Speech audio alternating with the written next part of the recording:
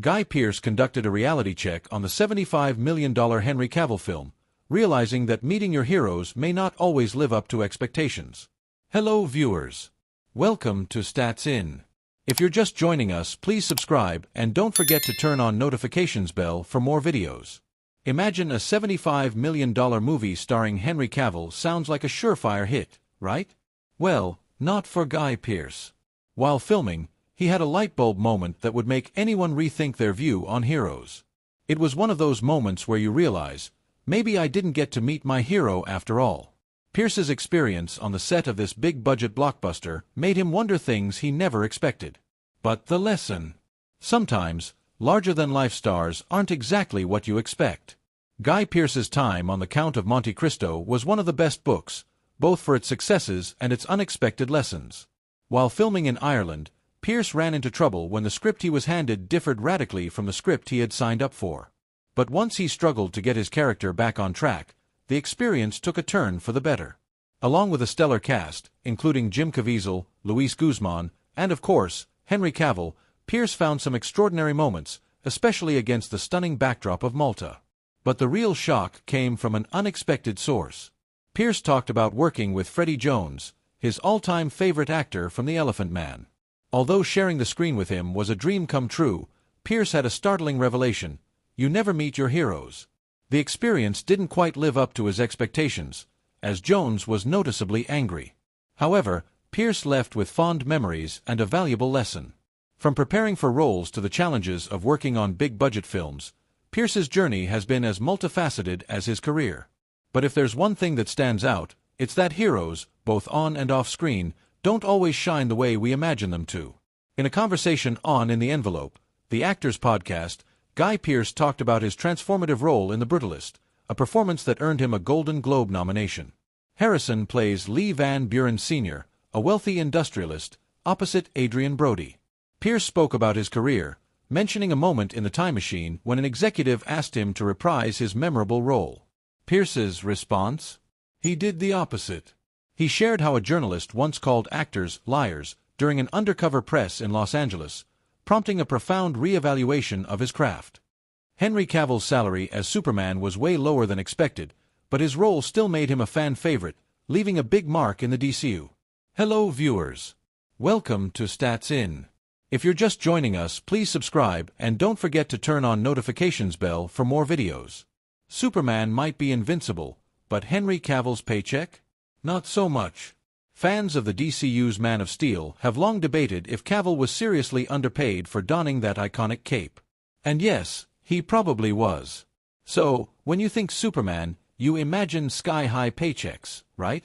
But Cavill's earnings weren't quite on the same planet as other big-name superheroes. Sure, he pulled in millions by the end, but when you stack his numbers against his peers, or even other Supermen, it's hard not to go, that's it.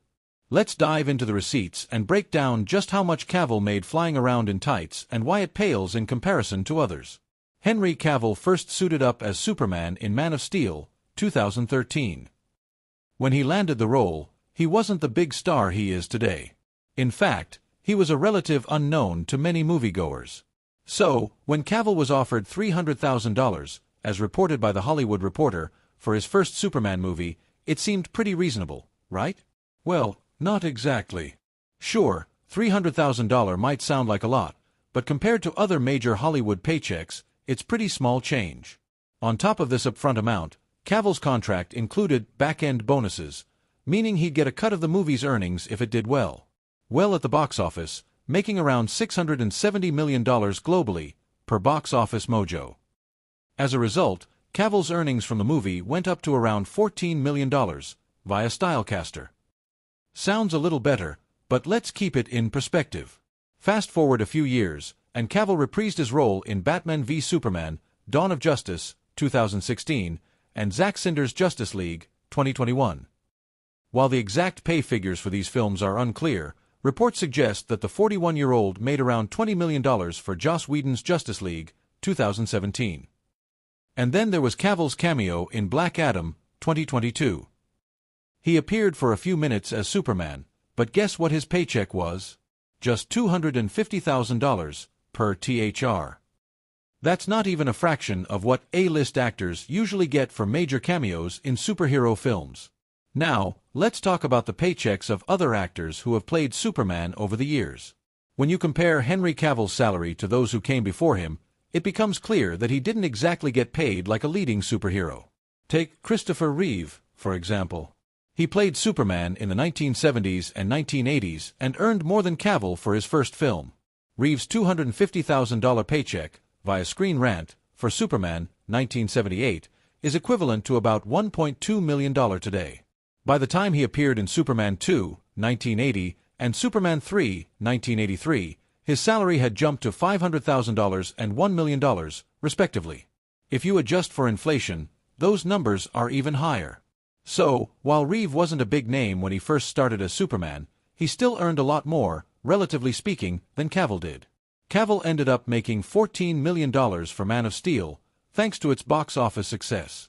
But that big payday only came after performance bonuses, which weren't a sure thing during filming.